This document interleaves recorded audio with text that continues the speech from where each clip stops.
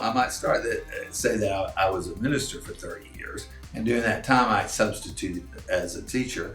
And one of my degrees was in music.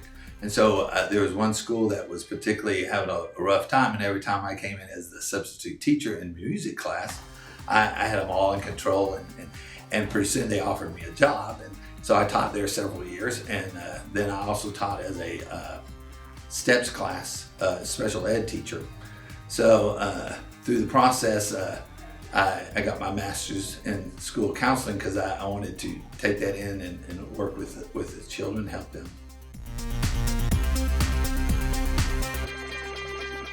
Technology has transformed the role of me, particularly as a school counselor, is because I can be in more than one place at a time. Because there's 500 or 600 students in the school. I want them to know who I am. I want to build a relationship with them.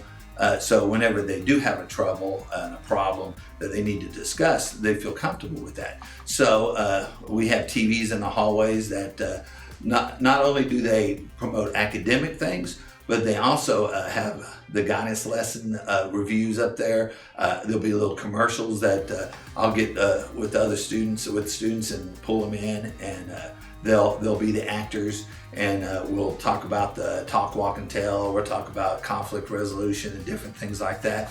And so students think actually that I own my own TV show. So they know who I am. I'm again in more than one place. Whenever they're having a dead time where they're waiting for PE, there's the TV teaching them the lessons that I've taught them one-on-one, but now it's a reminder and things like that. So technology has transformed my work here, and it makes it really exciting.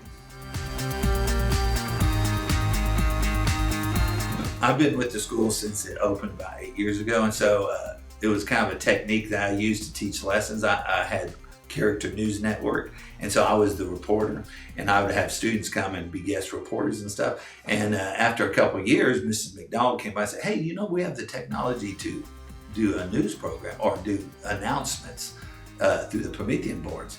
I said, "Really?" So we went and got a grant from the Mansfield Education Foundation, set up the room. And so it's interesting because fourth graders are doing it, but I don't want a fourth grade product. I tell them, that was a cute fourth grade performance today. We're going for professional. We want you to do this the best you can.